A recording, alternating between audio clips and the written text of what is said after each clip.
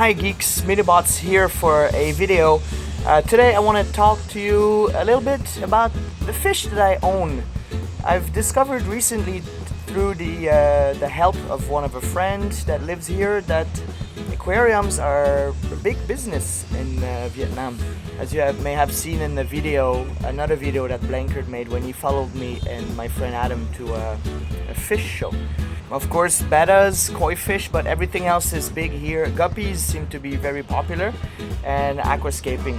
So I think it was 2 weeks ago, Blankard and I set off to find him a Bokken, a practice wooden samurai sword katana for practice. And you can watch what happens in his video that he's making at the time that I'm filming this. I ended up buying a third betta fish.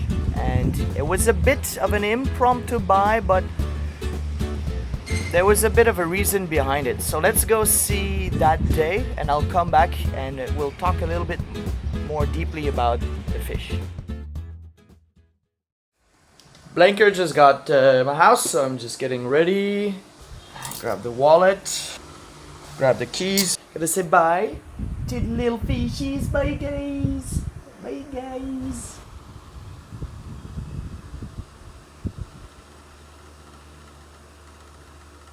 Gotta put the fan over. Gotta put the fan over because it gets too hot in the apartment. And finally, the equipment for the road.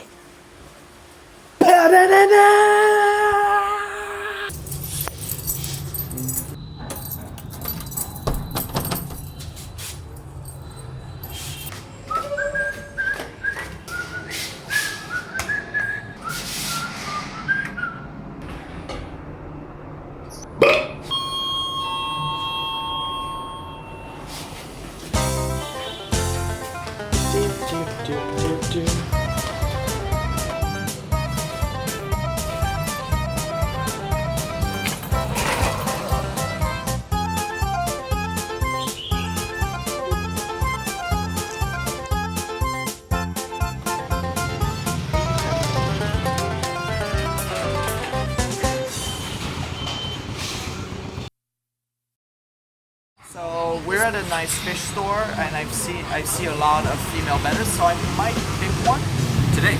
Yeah, just now. Well, I've been meaning to, but the other place that I go is really far, so I think it's a good two fish with one stone. Two fish with one stone. Hey, so I got this little girl. They didn't let us film at the store. I don't know why, because I think it was a really good quality store, but they don't know us. They don't know what we want to do with the footage, so that's fine. So I'm just gonna put the little girl in the water to get her acclimated. Thank you. Second language.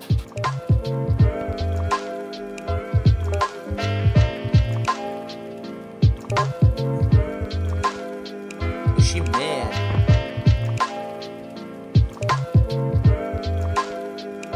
Yeah, you're gonna get all this to play in.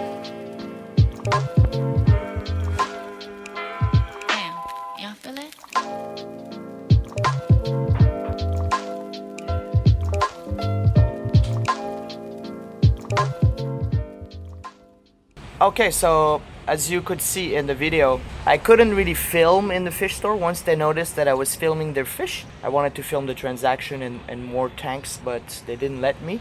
Not aggressively, so it's fine. I respect their choice. That was a nice little fish store, so I'll put a link of the Google Map pin in the description of the video. If you live in Ho Chi Minh City, you might want to go visit them. All the fish looked healthy. To give you a little bit more information about why I decided to buy a third female, I decided to buy a third female betta and add her to my 30-gallon tank. I already had two female bettas, and one was clearly the dominant one, but it was okay too. She never picked at the fins or anything like that, or injured the other one. But I went on a subreddit, I think it's r/aquariums, and I talked about my issue, and people are always nice and helpful on Reddit. Well, not always, but you know what I mean, if you're on the right Reddit community. So someone said you might want to add a third betta. You might want to add a third betta. In the video, I guess you can see in that Bokken video what happened, but we ended up visiting that nice fish store that I had seen once or twice while driving to work. So I did buy a third betta, and that was my most expensive fish that I've bought in Vietnam at 150,000 K Vietnam dong. With fingers crossed, I added her to the tank, and what happened is that for some reason she immediately started picking on BB, on the previously dominant one.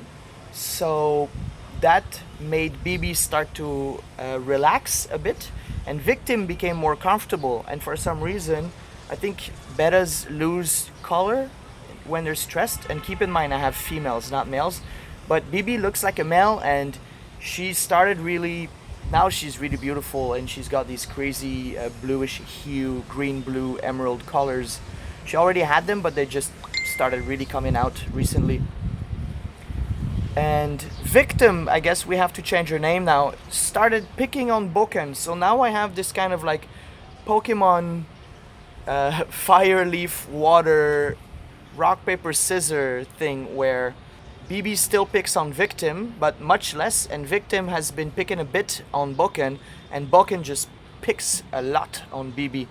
It's pretty fun to see. They don't do it constantly, and when they're hungry, they relax and they can eat side by side with each other. So that's kind of nice. I had a plan B, to be honest. If it didn't work, I would have ran to my local fish store, Tanaka, and I would have bought another fish tank. That was kind of an excuse to buy a second fish tank too, if that didn't work. Now I'm pretty busy, but maybe after Tet holiday, in the future, I will actually do a tour of the Betta stores in Ho Chi Minh City, like an extensive all-day tour, and I will pick a Betta really carefully, a male Betta, and I'll add it to a new tank so you can see what it's like. There's another YouTuber, local YouTuber, who's been doing amazing videos about the local Betta scene. So I will link his videos, or his channel actually, in this description also, so you should really check it out if you're into fish, or if you're just curious about Vietnamese culture and the local scene, because it's those videos are really well made, and they're kind of inspiring me and setting the bar a bit higher so that it's good motivation for me.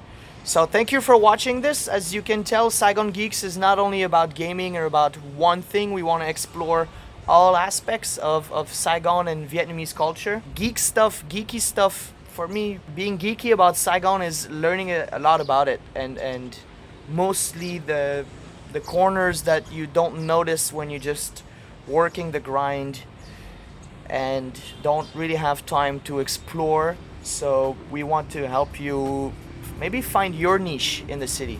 So thank you very much for watching. I'm gonna leave you with some more shots of my aquarium and my beautiful Betta sorority and everything else that's inside. If you have any questions, if you have any comments, please don't be shy, leave them in the comments. We read the comments. There's not much. We want to answer you, we want to talk with you, we want to interact with you. If you have any suggestions about fish stores that we should visit, go ahead and put them in the comments. Thank you very much for watching.